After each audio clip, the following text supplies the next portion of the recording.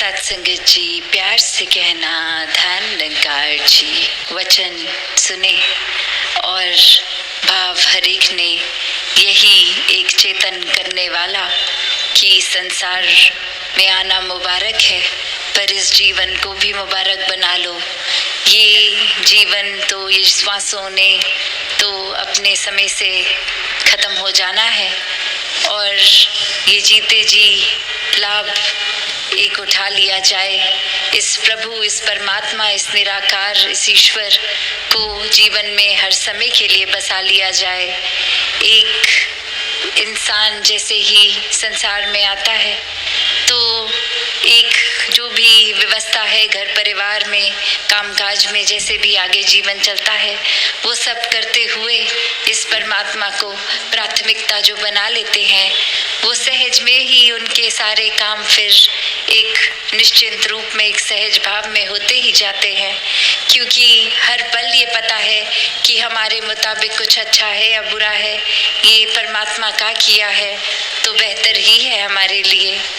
तो ऐसे ही भाव कि जो इंसान के रूप में जन्म तो ले लेता है, पर ये जिन पे परमात्मा का रंग है वो तो वाकई ही इंसान बन के ही रहते हैं, पर संसारिक दुनिया, माया इत्यादि ये जो भी नाम से बुलाएं, ये जो रंग हो जाता है, ये होता तो उस रूप में एक लालच बढ़ाने वाला रंग, एक इच्छाओं का जो कभी खत्म होने ना वाला रूप। तो ऐसे एक टेम्पररी चीज़ों का जो संग करते हैं तो वो फिर कहाँ से संतुष्टि जीवन में पाएंगे, वो फिर कहाँ से ये आनंद, ये कंटेंटमेंट के पलों को जी सकेंगे। तो भाव वही कि एक बच्चा जब पैदा होता है तो कैसे वो कुछ भी अगर बोलता है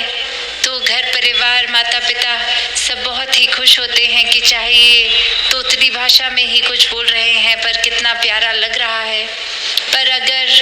यही आयु बढ़ती जाए पर तोतलापन खत्म ना हो तो फिर वो चिंता का विषय बनता है कि अब ये उम्र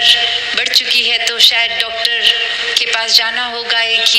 चीज़ एक उम्र के हिसाब से तो ठीक थी, पर अब ये भाषा को क्लियर हो जाना चाहिए था। तो ऐसे ही अगर और एग्जाम्पल भी देखें कि अगर एक समय में कोई अगर बच्चा क्रिकेट कोचिंग के लिए जा रहा है तो पहले तो 1-2 हफ्ते अगर सिर्फ बॉल बैट पे लगे ही, चाहे वो फिर दूर शॉट जाए ना जाए, पर वो सिर्फ इसी के लिए ही कोच वेरी गुड बोल देगा बच्चे को कि देखो ये तो अच्छा है ना कि आपके बैट पे बॉल अब लग रही है। और धीरे धीरे वो प्रोग्रेस होता है कि अब वो सिखाते हैं कि बैट को सही तरीके से कैसे पकड़ा जाए, अपनी टाइमिंग को कैसे ठीक किया जाए, जिस दिशा में चाहते हो बॉल जाए उस दिशा में कैसे ये बल्ले को घुमाना है। तो ऐसे अगर ये सब सिखाने के बाद भी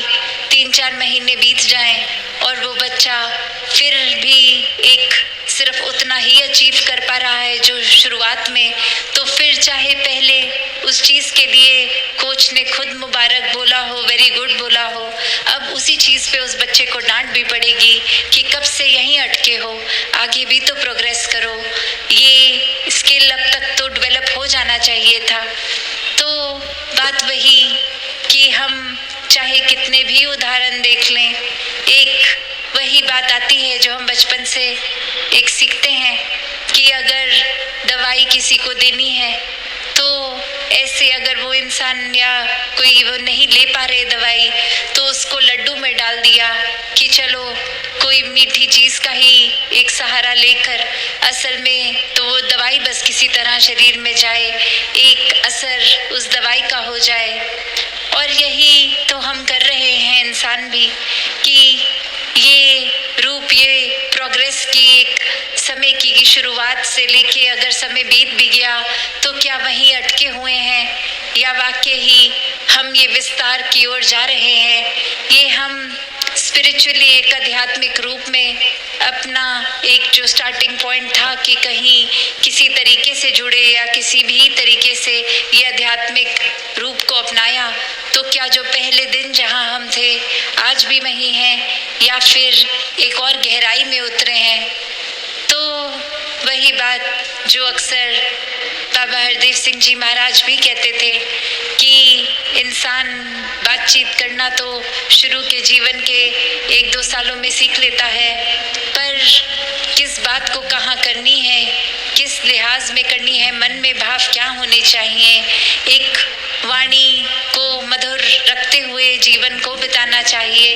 ये सीखने में तो काफ़ी अरसा लग जाता है और अक्सर बुजुर्ग अवस्था भी आ जाती है, तो भी ये एक कड़वापन वाणी का, एक दूषित बोल ये नहीं जाते। तो बात वही है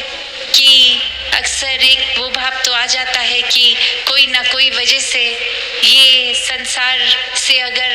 मन हम हटा के परमात्मा की ओर लगा भी लेते हैं, पर अब इतना समय सेवा सुमिरन सत्संग करते हुए भी हो गया, तो भी अवस्था वहीं की वहीं। तो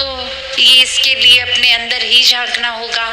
कि ये प्रोग्रेस हम क्यों नहीं कर पा रहे, ये गहराई में क्यों नहीं उतर पा रहे, ये और एक्सपेंशन, ये विस्तार की बात जो है ये फिर एक चेतन अवस्था में रहकर ही होगी। ये तो अपने स्वभाव के सुधार में एक कॉन्शियस एफर्ट, एक पूरी इस विवेक से एक चेतन होकर जीना होगा, वरना तो ये आयु भी बढ़ती रहेगी, ये श्वासें भी घटती जाएंगी, ये उम्र भी बढ़ जाएगी, पर भाव एक वही रह जाएगा हमारा कि ये शुरुआती दौर का ही है। हम एक पूरा समुंदर होने के बावजूद एक कतरा भी नहीं रह पाए। तो जो हम एक असली रूप, हमारा मूल ये निराकार, ये परमात्मा है, जहाँ हर एक इंसान के अंदर वो दैवीय रूह, एक रूहानी बात है कि हर एक में आत्मा इस परमात्मा का ही अंश, तो स्वयं जो परमात्मा रूप हो सकते हैं, वो कितने छोटे दायरों में हम इंसान अभी भी बटे हुए हैं। अपने दिमाग को, सोच को कितना छोटा कर रखा है, नफरतों के कारण ढूंढ रहे हैं, किसी से जाति पाति या कोई भी कारण ढूंढकर एक नफरत करते जा रहे हैं। तो बात वही कि अक्सर ये नफरतों के कारण इंसान जो खुद बना लेता है और खुद के अंदर वो नफरत के कारण श्रेष्ठ खुद को बनाकर अपने ही अंदर अहंकार भर लेता है। तो कोई भी धर्म ग्रंथ उठा लें, किसी भी संत की बात पकड़ लें, तो इंसान को इंसान तो ये मानवीयता ही बनाती है, मानवीय गुण,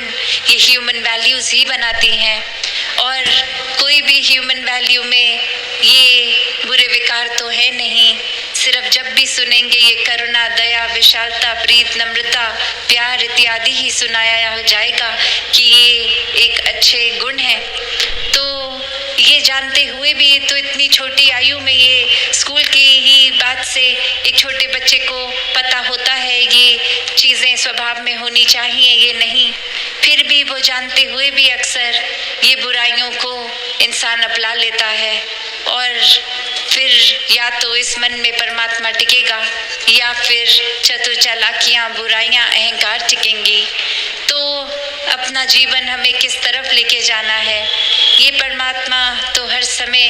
ही सच्चा है, हर समय हर जगह एक बराबर ही उपस्थित है। फिर भी अगर हम परमात्मा का एहसास नहीं कर पा रहे तो कमी हमारी तरफ से है कि ये हमारा ही कनेक्शन नहीं बन पा रहा, ये हमारे ही मन के भाव और चीज़ों में उलझ रहे हैं और हर चीज़ों में उपस्थित इस परमात्मा को नहीं देख पा रहे हैं। तो बात वही, जिन्होंने इस परमात्मा पे अपना ध्यान लगाया हर समय, ये मन को, ये मन के तारों को इस परमात्मा के साथ जोड़े,